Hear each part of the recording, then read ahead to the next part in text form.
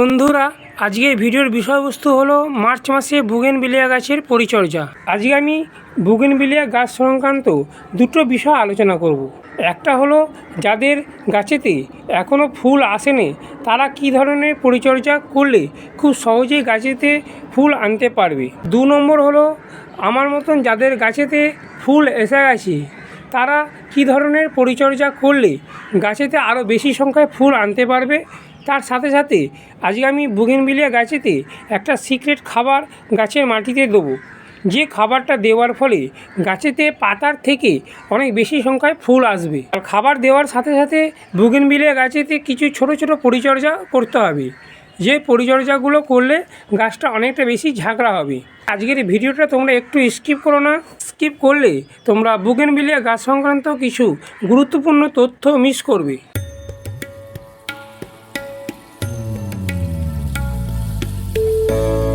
নমস্কার বন্ধুরা, সঞ্জয় হর্টিকালচার চ্যানেলে তোমাদের সবাইকে স্বাগত।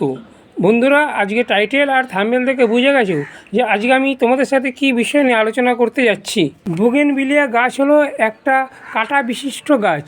এই গাছ খুবই কষ্ট সহিষ্ণু একটা গাছ। যারা নতুন বাগানি, যারা ছাদেতে নতুন গাছ করছো, তারা কিন্তু এই বুগেনভিলিয়া গাছটা তোমাদের ছাদেতে অবশ্যই রাখতে পারো। কম যত্নে এই গাছ খুব সুন্দরভাবে ফুল দেয়। বুগেনভিলিয়া গাছ নানা রকম কালারের এবং বিভিন্ন প্রজাতির হয়ে থাকে, যেমন Shubhra, Chitra, Monalisa, Rose Valley Delight ইত্যাদি। এই বুগেনভিলিয়া গাছেতে যদি ছোট ছোট কিছু পরিচর্যা করা যায় তাহলে সারা বছর এই বুগেনভিলিয়া গাছ থেকে ফুল পাওয়া সম্ভব হবে। প্রথমে বলবো যে বুগেনভিলিয়া গাছের যাদের এখনও পর্যন্ত ফুল আসেনি তারা কি করবে। যাদের বুগেনভিলিয়া গাছেতে এখনও পর্যন্ত ফুল আসেনি তারা গাছেতে জলের যে ব্যবস্থাপনা সেটা একটু বুঝে বুঝে দিতে হবে। টবের মাটিতে জলের চাহিদাটা একটুখানি টান টান রাখতে হবে। বুগেনভিলিয়া গাছেতে অনেক বেশি পরিমাণে জল দেওয়া হয় তাহলে কিন্তু গাছেতে কোনো রকমভাবে ফুল আসবে না, ফুলের থেকে পাতার সংখ্যা অনেক বেশি আসবে। যখন উপরে মাটিটা শুকনো খটখটে হয়ে যাবে তখনই কিন্তু এই বুগেনভিলিয়া গাছেতে জল দিতে হবে। কিছুদিনের মধ্যেই দেখবে গাছেতে এরকম ফুল এসে যাবে। আমার এই গাছটাতেও কিন্তু ফুল আসছিল না, তাই আমি এই জলের যে ব্যবস্থাপনা, জলটা একটু টবের মাটিতে টান টান দিয়ে রেখেছিলাম। টবের মাটিতে জলের চাহিদা যদি একটু টান টান রাখতে পারো তাহলে কিছুদিনের মধ্যেই তোমাদের যেসব বুগেনভিলিয়া গাছেতে ফুল আসছে না সেই সব গাছেতে খুব সহজে তাড়াতাড়ি ফুল এসে যাবে। যেসব গাছেতে তোমাদের এখনও ফুল আসেনি সেই সব গাছেতে কিন্তু কোনো রকম খাবার প্রয়োগ করবে না, শুধু জলের ব্যবস্থাপনাটা তোমরা ঠিকঠাক রাখবে। এবারে বলি, যেসব গাছেতে আমার মতো এরকম ফুল আসতে আরম্ভ করেছে এই সময় কী ধরনের পরিচর্যা করলে বা কী ধরনের খাবার দিলে আরও বেশি সংখ্যায় বুগেনভিলিয়া গাছ থেকে ফুল পাওয়া যাবে। 1 নম্বর যে কাজটা করতে হবে, এই বুগেনভিলিয়া গাছকে কোনো রকমভাবে ছায়াযুক্ত জায়গাতে রাখা যাবে না। বুগেনভিলিয়া গাছটাকে যেখানে দিনে 6 থেকে 7 ঘন্টা রোদ্দুর আসে এরকম জায়গাতে রাখতে হবে। আর যদি ছায়াযুক্ত জায়গাতে রাখো তাহলে কিন্তু বুগেনভিলিয়া গাছ থেকে কোনো রকমভাবে অনেক বেশি সংখ্যায় ফুল পাবে না। 2 নম্বর যে কাজটা করতে হবে সেটা হলো টবের মাটিতে কোনো রকম আগাছা জন্মাতে দেওয়া যাবে না, কারণ টবের মাটিতে কোনো রকম যদি আগাছা থাকে তাহলে আমরা যখন মাটিতে খাবার দেবো সেই খাবারটা গাছ সঠিকভাবে গ্রহণ করতে পারবে না, কারণ আগাছাগুলো সেই খাবারটা গ্রহণ করে নেবে। তাই অবশ্যই টবের মাটিতে যদি দেখো এরকম আগাছা জন্মেছে তাহলে সঙ্গে সঙ্গে সেই আগাছাগুলোকে তুলে ফেলে দিতে হবে। 3 নম্বর যে কাজটা করতে হবে, মাসে 2 বার করে টবের মাটিটাকে এইভাবে খুঁড়ে দিতে হবে। টবের মাটিটাকে যদি এইভাবে মাসে 2 বার করে খুঁড়ে দেওয়া যায় তাহলে টবের ভেতরে হাওয়া চলাচলটা খুব সুন্দরভাবে করতে পারবে এবং গাছের বৃদ্ধি খুব সুন্দর হবে। 4 নম্বর হলো গাছের খাবার। এই গাছের খাবারের ওপরেই গাছের বৃদ্ধি এবং গাছেতে অনেক বেশি সংখ্যায় ফুল আসা নির্ভর করে। আজকে আমি জৈব এবং রাসায়নিক 2 রকমভাবে খাবার মিশিয়ে গাছেতে প্রয়োগ করব। এই গাছেতে যে সিক্রেট খাবারটা দেবো সেই খাবারটা মাসে 2 বার করে টবের মাটিতে দিতে হবে। দিলেই কিন্তু গাছেতে অনেক বেশি সংখ্যায় ফুল আসবে। টবেতে খাবার দেওয়ার আগে টবের ওপরে যে পুরনো মাটিটাকে এইভাবে প্রথমে তুলে নিতে হবে। এইভাবে টবের ওপরের অংশের যে পুরনো মাটি, সেই মাটিটাকে এইভাবে তুলে নিলাম। তোমরা এই সময় মানে মার্চ মাসে নার্সারি থেকে এরকম ছোটো ছোটো বুগেনভিলিয়া গাছের চারা নিয়ে এসে প্রতিস্থাপন করতে পারো। অথবা তোমাদের ছাদ বাগানে যদি বুগেনভিলিয়া গাছ থাকে এবং টবের মধ্যে বুগেনভিলিয়া গাছের শিকড়গুলো যদি রুট বাউন্ড হয়ে যায়, তাহলেও কিন্তু এই সময় তোমরা রিপোর্টিং করতে পারো।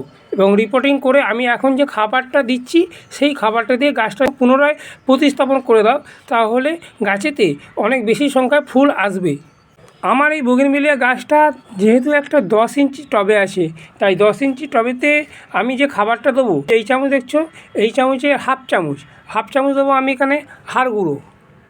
এইভাবে টবের ধার বরাবর দিয়ে দেবো। হাফ চামচ দেবো এখানে ডিমের খোসার গুঁড়ো, যার মধ্যে প্রচুর পরিমাণে ক্যালসিয়াম থাকে। বুগেনভিলিয়া গাছ ফসফেট ভীষণভাবে পছন্দ করে, তাই এখানে 10 ইঞ্চি টবের জন্য এখানে দেবো হাফ চামচ মতন ফসফেট। শিংকুচি দেবো এখানে হাফ চামচ। যদি তোমাদের 8 ইঞ্চি টব হয়, তাহলে তোমরা হাফ চামচেরও কম দেবে। এখানে দিচ্ছি নিমখোল হাফ চামচ। 12 ইঞ্চি টব হলে তোমরা এই যে চামচ দেখতে, এই চামচে 1 চামচ করে দিয়ে দেবে। আর এখানে দিচ্ছি আমি বায়ো পটাশ, এই বায়ো বা অর্গানিক পটাশ, এটা দিচ্ছি আমি 1 চামচ। তোমরা অর্গানিক পটাশের জায়গায় তোমরা কলার খোসার গুঁড়ো কিংবা পেঁয়াজের খোসার গুঁড়ো 2 চামচ বা 1 চামচ মতো দিয়ে দিতে পারো। আর যদি তোমরা রাসায়নিক হিসাবে দিতে চাও, তাহলে এমওপি যেটা লাল পটাশ, সেটা হাফ চামচ দিতে পারো, অথবা এসওপি মানে সালফেট অফ পটাশ, সেটা তোমরা হাফ চামচ এই 10 ইঞ্চি টবেতে দিতে পারো। আর সব শেষে দেবো এখানে হাফ চামচ ফাঙ্গিসাইড।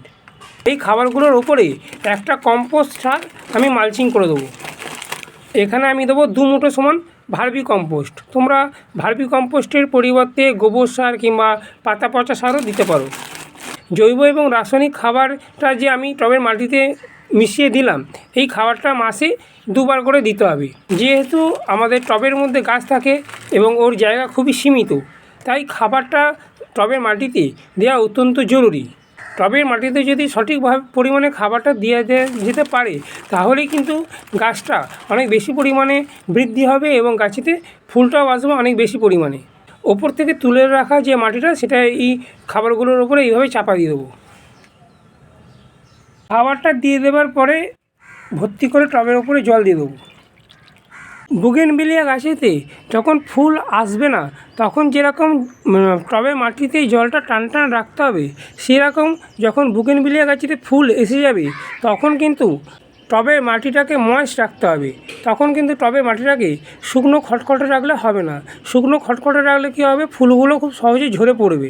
আবার দেওয়ার ঠিক 3 দিন পর যে কোনো মাইক্রো নিউট্রিয়েন্ট একবার গাছের পাতাতে স্প্রে করে দিতে হবে। আমি গাছের পাতাতে যে মাইক্রো নিউট্রিয়েন্ট স্প্রে করি, সেটা হলো ইফকো কোম্পানি সাগরিকা। 1 লিটার জলে 5 ml দিয়ে গাছের পাতাতে সকালের দিকে খুব ভালোভাবে স্প্রে করে দিই। সপ্তাহে 1 বার করে পটাশ সমৃদ্ধ যে কোনো জৈব তরল খাবার গাছের মাটিতে দিয়ে দিতে হবে। আমি যেরকম সপ্তাহে 1 বার করে এই তরল জৈব পটাশ সমৃদ্ধ খাবারটা টবের মাটিতে দিয়ে দিই। এটা হলো পেঁয়াজের খোসার গুঁড়ো। 500 ml জলেতে এরকম 1 মুঠোর মতন পেঁয়াজের খোসা 2 থেকে 3 দিন আমি ভিজিয়ে রেখেছিলাম। এবং এখন যে খাবারটা দিলাম, খাবারটা দেওয়ার ঠিক 1 সপ্তাহ পর থেকে এই পটাশ সমৃদ্ধ খাবারটা আমি টবের মাটিতে দিতে আরম্ভ করব। তোমরা পেঁয়াজের খোসার জায়গায় কলা খোসার গুঁড়ো কিংবা আলু খোসার গুঁড়ো জলেতে ভিজিয়ে এইভাবে সপ্তাহে 1 বার করে দিয়ে দেবে। দিলেই দেখবে তোমাদের বুগেনভিলিয়া গাছেতে অনেক বেশি পরিমাণে ফুল আসবে। মাসে 1 বার করে ফাঙ্গিসাইড এবং কীটনাশক গাছের পাতাতে স্প্রে করে দিতে হবে। কোনো রকম পোকামাকড় এই বুগেনভিলিয়া গাছেতে আক্রমণ করবে না। ফাঙ্গিসাইডটা দিলে গাছেতে কোনো রকম ফাঙ্গাসের লক্ষণও দেখা যাবে না। গাছেতে যখন এরকম ফুল হয়ে যাওয়ার পর গাছের ডালের অগ্রভাগটা কেটে দেবে। দেখো এখানে আমার ফুল হয়ে গেছিলো। ফুল হয়ে যাওয়ার পরে আমি ডালের অগ্রভাগগুলো সব কেটে দিয়েছিলাম। এখানে কেটে দিয়েছিলাম, এখানে কেটে দিয়েছিলাম। এর ফলে দেখো আবার পাশ থেকে আবার নতুন নতুন ব্রাঞ্চ বেরোতে আরম্ভ করেছে এবং প্রত্যেকটা ব্রাঞ্চে দেখো ফুলও আসতে আরম্ভ করে। বন্ধুরা, এটা গেল মার্চ মাসে বুগেনভিলিয়া গাছের পরিচর্যা সংক্রান্ত বিষয় আলোচনা। যদি আমার এই ভিডিওটা তোমাদের এতটুকু ভালো লাগে তাহলে অবশ্যই ভিডিওটাতে একটা লাইক দিও এবং চ্যানেলটাকে সাবস্ক্রাইব করে আমার পাশে থেকো। পাশে থাকা যে বেল আইকনটা সেটা প্রেস করে দিও। প্রেস করে দিলে কী হবে, আমি যখন নতুন নতুন ভিডিও আপলোড করব যাতে সহজে তোমাদের কাছে খুব তাড়াতাড়ি পৌঁছে যেতে পারে।